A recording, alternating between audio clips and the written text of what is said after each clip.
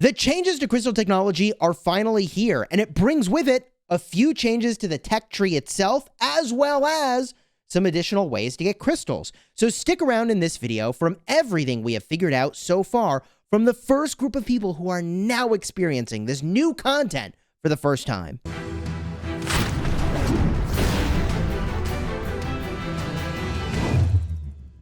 Hello my friends and welcome back. I'm Chisgule Gaming and this video has been sponsored by the makers of Rise of Kingdoms. And we are now just entering into the season of Conquest for the first time for people that now have access to crystal technology changes and new crystal events.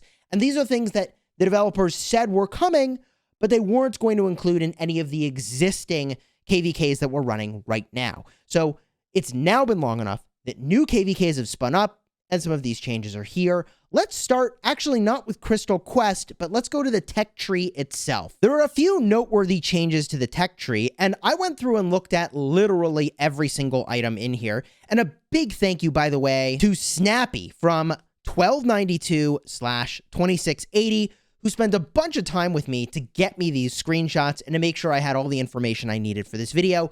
They just entered KvK. This is the first wave of people entering KvK after the patch. So what are you looking at here?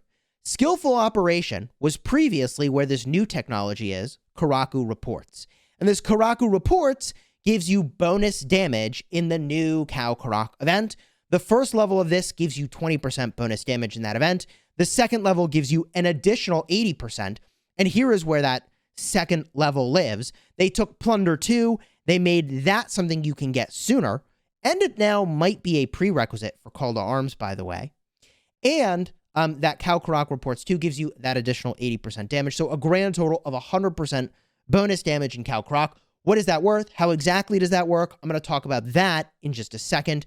First, let's get a look at some of the other technology that did change. This particular picture highlights the fact that you can get your 6th march sooner than you previously were able to, which is kind of cool. Normally, this 6th march would be further down the tech tree behind this item over here. But now it's a little bit earlier. So getting the 6th march sooner could be kind of cool. And also, they have made it so that maybe Call to Arms 2, which gives you more march capacity, is potentially no longer a requirement for improved morale and the special medicines too, which means the all damage and the extra healing cost reduction might be available sooner. I say might be available sooner because nobody actually knows. Until we actually work on the tech in this tree, this technology could say that it requires Call to Arms 2 still. I don't know. But visually, it looks like they took it out of the way and it might not be at least a direct requirement to get from Marching Orders 2 over to these over here. So they made it easier to get to your 6th march, and they are maybe making it easier to get to the all damage, which I think is actually good overall for making it easier to be a rally leader garrison captain. You still have to get a lot of crystals, and I still think you have to pay your way to be able to do that. And none of the other values actually changed in the individual technology items themselves. I was kind of hoping that they might reduce those a little bit, the total amount of buffs that you get, and instead they've gone kind of the other route and made it easier to get crystals, which again, I'm going to talk about in just a second. Now, we can't yet get a look at the Karuak event, that extra technology that they added that makes it so you do bonus damage in the Karuak event, because we don't have access to it yet. This is a Strife of the 8 KvK, and the different Karuak events will unlock over the course of the Chronicles for the Lost Kingdom. So after the first Chronicle is completed, which by the way, that's building 30 forts, then easy difficulty of Karuak will unlock. And then by the time, let's see here, complete at least 10 quests assigned by legendary commanders. Okay, so this is further along. This is, I guess, just doing some Bastion quests. And that unlocks the 2nd level of Karuak. And then even further along here in the Wolves and Lambs section, where you have to kill 1 million units from other players, that will unlock level 3. Level 4 unlocks, it looks like some other kill-related event all the way on the left side of the screen. And then at the tail end of things, your coalition controlled the Great Ziggurat at the end of the chapter. That's going to unlock the final tier of this. So some of these crystals come really, really, really late. So I have some weird feelings about the fact that crystals obtained at the very beginning of the KvK are worth a lot more to you than crystals obtained at the end of the KvK. And to that end, let's talk about the new Crystal Quest, which actually offers you a fairly ridiculous amount of crystals if you're willing to pay 15 bucks. Let's get a look. The Crystal Quest has 50 different levels. And again, big kudos for taking pictures of all the levels and all the quests so that we can get a look at these. Thank you, Snappy. There are daily quests that are going to give you different, I guess, amounts of credit toward getting your next level. Those include logging in, destroying barbarians, defeating a Kahar, destroying a barbarian fort, and also there is completing 5 bastion quests. There are weekly quests, by the way, for training troops, defeating barbs, participating in alliance construction, and doing bastion quests, and also fighting in Lost Canyon. Now, this says beat Lost Canyon, but it's actually just fighting in Lost Canyon. And then there are season challenges. This is all stuff you're very familiar with. Destroying barb forts, logging in throughout the KvK, taking out more barbarians, also bastion quests, and also 200 sovereign keys and training troops. However, what are you getting? As you progress these levels, you can get an upwards of 10.8 million crystals if you pay the 15 bucks. So that is a grand total of 10.8 million crystals. Free-to-play players, however, are looking at 1.2 million crystals. So again, if you just do this free-to-play tier, you pull down 1.2 million crystals. If you pay the 15 bucks, you get an additional 9.6 million crystals. And I can scroll through all of this to show you all of these rewards. There are some sovereign keys and speed ups along the way, some VIP as well.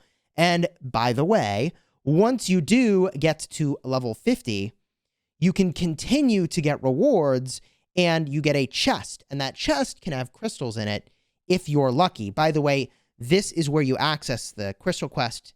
There's a little icon on the crystal mine. This is the new icon that will take you to the Crystal Quest that we're looking at right over here. Now, as I mentioned, you can actually purchase levels of the Crystal Quest. So if you wanted to spend a ton of gems to rush out your crystal technology, you actually can't do it.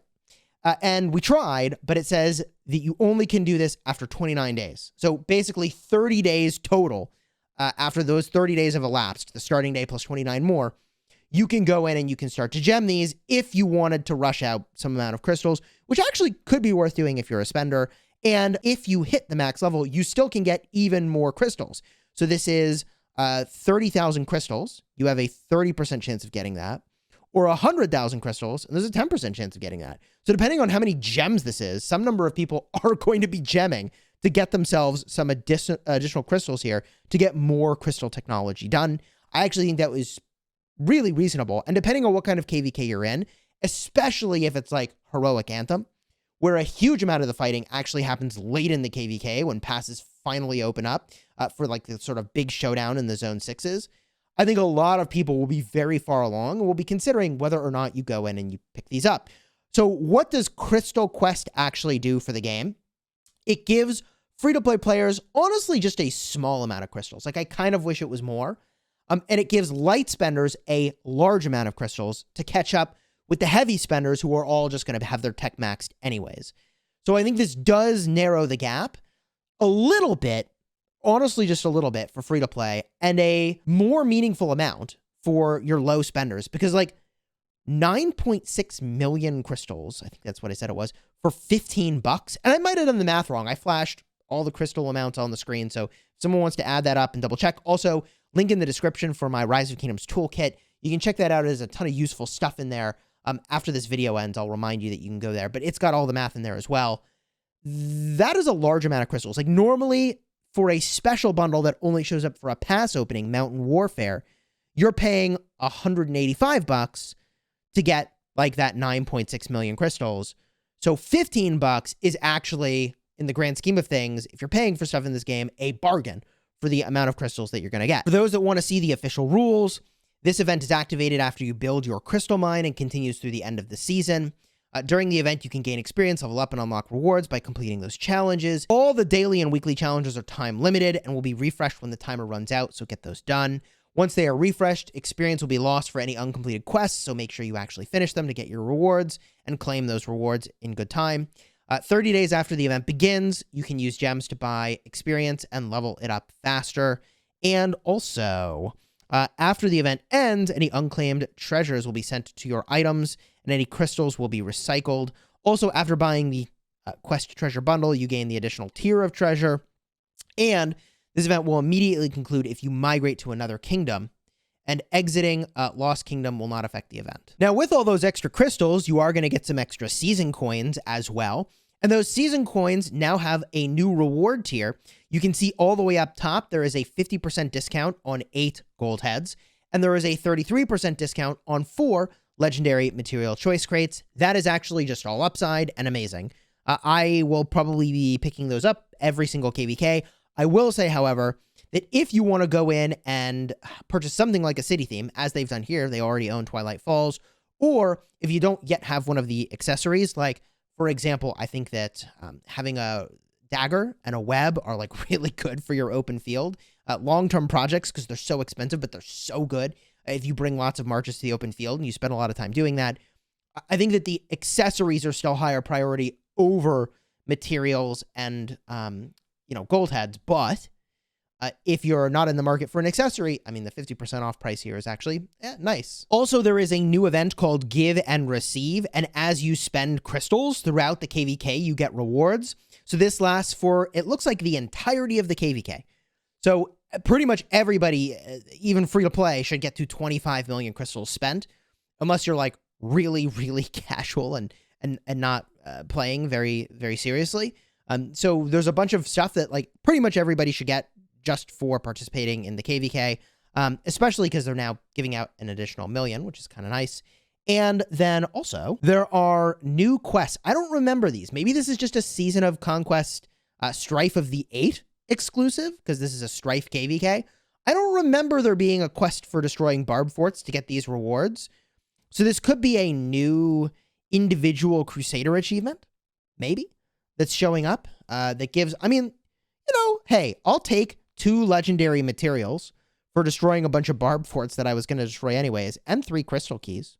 Honestly, not bad. That's everything we've figured out so far about the crystal technology, and as soon as this Karuak event is in game, I'll see if I can get my hands on some footage showcasing how it works and what it actually looks like when you're playing it. Kahars are still in game, by the way. It doesn't look like that aspect of the game has changed, so Karuak is one other way to get crystals. How many crystals? I don't know.